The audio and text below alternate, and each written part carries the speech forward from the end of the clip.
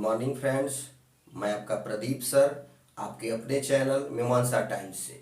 Friends, आज हम लोग अर्थव्यवस्था का अध्ययन करेंगे और देखेंगे कि अर्थव्यवस्था क्या है, अर्थशास्त्र और अर्थव्यवस्था में क्या अंतर है, और फिर अर्थव्यवस्था के बैकग्राउंड से कुछ उसके महत्वपूर्ण बिंदुओं को देखने का प्रयास करेंगे।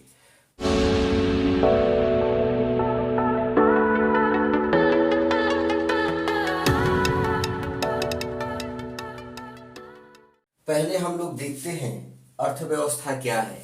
इसको देखते समय हम लोग यह देखने का प्रयास करते हैं, आप जानते होंगे कि विश्व का प्रत्येक व्यक्ति अपने आजीविका के संचालन के लिए कुछ न कुछ दैनिक क्रियाकलापों का निर्वहन करता है। यह दैनिक क्रियाकलाप उसको अधिकतम संतुष्टि देने का प्रयास करते हैं। हमें पता है कि प्रत्येक व्यक्ति जो अपने आजीविका के संचालन का प्रयास करता है, वह उसके अंतर्गत कुछ न कुछ वस्तुएं या सेवाओं को प्राप्त करता है। हम जानते हैं मित्रों कि साइंस की अवधारणा के अनुसार पदार्थ की मुख्यतः 3 अवस्थाएं होती हैं, जिन्हें क्रमशः ठोस, द्रव एवं गैस कहते हैं। उसी प्रकार आर्थिक अवधारणा के रूप में हमें पदार्थ की 2 अवस्थाएं देखने को मिलती हैं। पहला है वस्तु और दूसरा है सेवा।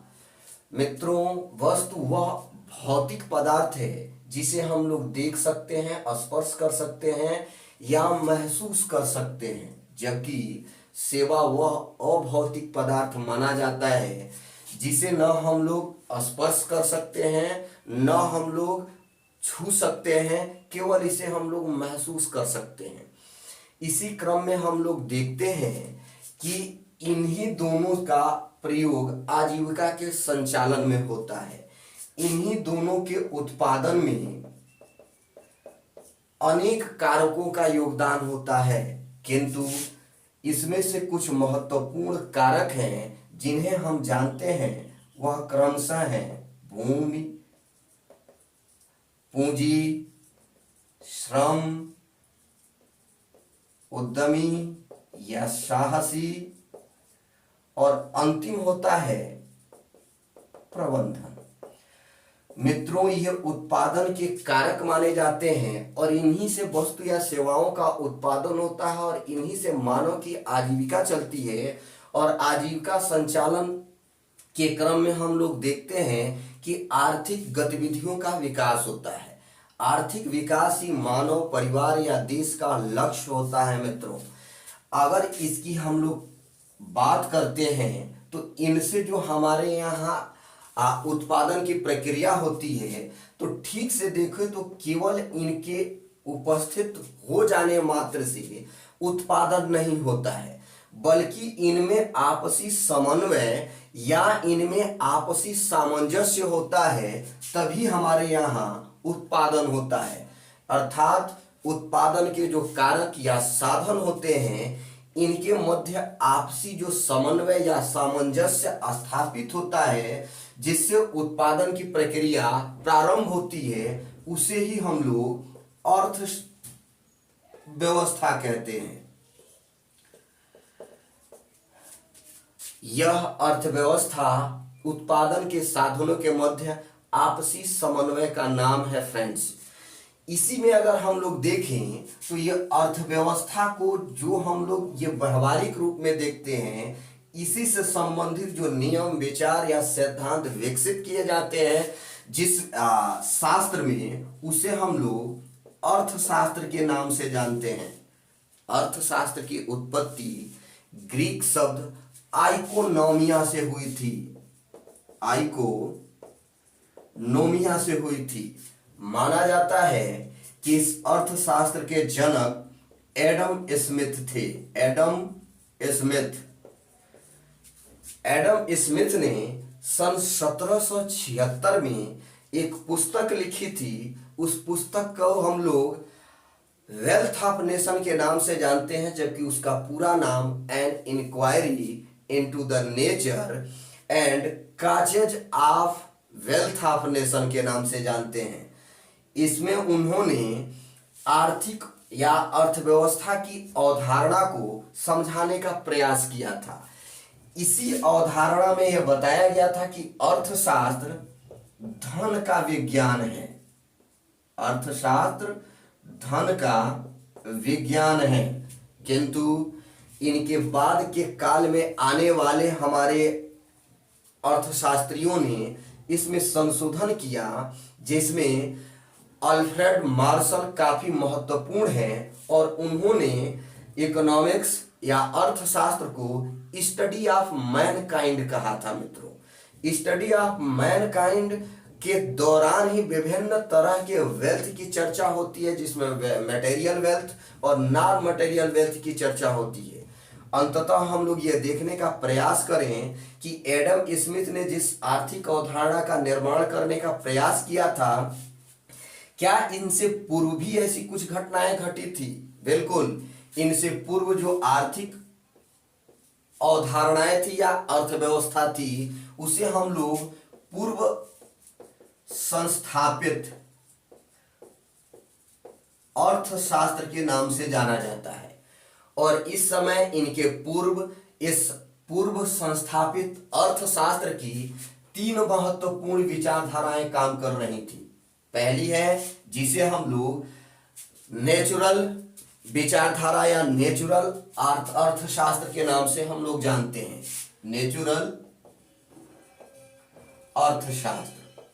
दूसरा है वणिकवादी अर्थशास्त्र और तीसरा माना जाता है अहस्तक्षेप। फ्रेंड्स, वणिकवादी विचारधारा या वणिकवादी आर्थिक विचारधारा का एक महत्वपूर्ण स्लोगन या नारा था, मोर ट्रेड, मोर गोल्ड, मोर पावर। इस वणिकवादी आर्थिक विचारधारा ने सरकारी नियंत्रण या सरकारी हस्तक्षेप को अस्वीकृत कर दिया। इनके इस विरोध के फलस्वरूप ही आगे बढ़कर के लेजर फेयर आर्थिक अवधारणा या अहस्तक्षेप आर्थिक विचारधारा का जन्म होता है। इसी अहस्तक्षेप आर्थिक विचारधारा ने आर्थिक गतिविधियों में कुछ भिन्न टाइप की विचारधाराओं को जन्म दिया, जिससे राजनीतिक और अन्य गतिविधियां भी प्रभावित होती हैं। इस हस्तक्षेप आर्थिक अवधारणा के फलस्वरूप ही विभिन्न हमारे यहाँ पूंजीवादी विचारधाराएं जन्म लेती हैं और अंततः हम लोग देखते हैं कि आर्थिक विकास की एक विशेष अवस्था हमारे सम्मुख उपस्थित होकर के आती है। इस तरह से यह आर्थिक गतिविधि है या अर्थव्यवस्था है, जिसमें हम लोग छोटा सा कुछ संक्षिप्त परिचय लेने का प्रयास किए हैं। इसका अगला जो स्टेप है मित्रों, उसके अंतर्गत हम लोग देखेंगे कि हमारे यहाँ इस अर्थव्यवस्था का वर्गीकरण क्या क्या है, कितने प्रकार का होता है। थोड़ा सा हम लोग इसे जानने का प्रयास करते हैं। फ्रेंड्स, अगला हमारा टॉपिक है अर्थव्यवस्था का वर्गीकरण। इसके अंतर्गत हम लोग देखते हैं विश्व की जितनी अर्थव्यवस्थाएं हैं उनको प्रमुख आधारों पर जो डिवाइड किया गया है, बांटा गया है, वो क्या क्या है और ये कितने प्रकार के माने जाते हैं। पहला है उत्पादन के साधनों पर नियंत्रण के आधार पर। फ्रेंड्स, उत्पादन के साधन अभी हम लोग देख चुके हैं। यह 5 प्रमुख हैं, जिसमें हम लोगों ने अभी देखा है भूमि, फिर पूंजी, श्रम, उद्यमी और फिर प्रबंधन। इस पर नियंत्रण के आधार पर यह विश्व की अर्थव्यवस्थाओं को वर्तमान में 3 अर्थव्यवस्थाओं के रूप में वर्गीकृत किया जाता है। पहला है पूंजीवादी अर्थव्यवस्था, जिसका जनक देश संयुक्त राज्य अमेरिका को माना जाता है। दूसरा है समाजवादी अर्थव्यवस्था, जिसका जन्म देने वाले देश के रूप में सोवियत संघ को माना जाता है। अगला है मिश्रित अर्थव्यवस्था, इसका जनक देश भारत को माना जाता है, किंतु इसमें अन्य देशों का भी योगदान है। क्या है, कैसे है, हम लोग देखेंगे कि पूंजीवादी अर्थव्यवस्था के विशेष लक्षण क्या हैं, इससे जुड़े हुए अन्य थॉट क्या हैं। फिर समाजवादी अर्थव्यवस्था के अन्य थॉट क्या हैं, इससे जुड़े हुए पॉइंट्स क्या आएंगे। समाजवाद के जनक रॉबर्ट ओवन थे और उसके बाद से वर्तमान समय में ये समाजवाद या साम्यवाद का कौन सा रूप प्रचलन में है, इसको भी हम लोग देखेंगे। और इसी टर्म को हम लोग देखेंगे तो थोड़ा सा अपने यहाँ भी नक्सलिज्म या एमसीसी माओ कम्युनिस्ट सेंटर या ऐसे ही पीडब्ल्यूजी जैसे विभिन्न जो हमारे यहाँ के संगठन हैं, इन संगठन के जो आर्थिक विचारधाराएं हैं या आंदोलन के जो आर्थिक विचारधाराएं हैं या जो इनके अपने विशेष विचारधाराएं हैं, उसका भी हम लोग अध्ययन यहीं पे करेंगे। अगला टॉपिक जो हम लोग पढ़ेंगे मिश्रित अर्थव्यवस्था, जिसके जनक के रूप में प्रमुख अर्थशास्त्री या दार्शनिक किन्स को मानते हैं। किन्स क्या थे, कौन थे, भारत इसमें क्या क्या योगदान किया है, इन हिस्सों को हम लोग देखेंगे। अगला है व्यावसायिक आधार पे, जिसकी अभी चर्चा हम लोग कर भी रहे थे कि प्राइमरी, सेकेंडरी और टर्शरी जो क्षेत्र होते हैं, इसमें क्या क्या आता है और किसका योगदान जीडीपी में कितना होता है और किस किस रेशियो से कौन बढ़ रहे हैं, इसको हम लोग देखेंगे। मित्रों, जब इसको हम लोग देखते हैं तो एक विशेष हम लोग टॉपिक पढ़ेंगे जो आर्थिक अवधारणा के इन बिंदुओं को दर्शाने का प्रयास करेंगे। जब बजट हम लोग पढ़ते हैं तो इसमें किस क्षेत्र का कितना योगदान होता है उस समय भी पढ़ा जाता है, और सरकार इनके किन क्षेत्रों पर किस प्रकार का फोकस कर रही है उसको हम लोग देखेंगे। फिर अगला है आय के आधार पर विश्व अर्थव्यवस्थाओं का वर्गीकरण। विश्व की अर्थव्यवस्थाओं को पहले आय के आधार पर 3 हिस्सों में डिवाइड किया जाता था। पहला था विकसित अर्थव्यवस्थाएं, दूसरा विकासशील और तीसरा अल्प विकसित या अविकसित अर्थव्यवस्थाओं के रूप में वर्गीकृत किया जाता था। किंतु वर्तमान समय में यही दोनों वर्गीकरण ही मान्य हैं, जिसमें विकसित और विकासशील अर्थव्यवस्थाएं हैं। विकसित अर्थव्यवस्थाएं आय के आधार पर कैपिटा इनकम या प्रति व्यक्ति आय के आधार पर निर्धारित की जाती हैं और वही आधार इसका भी है।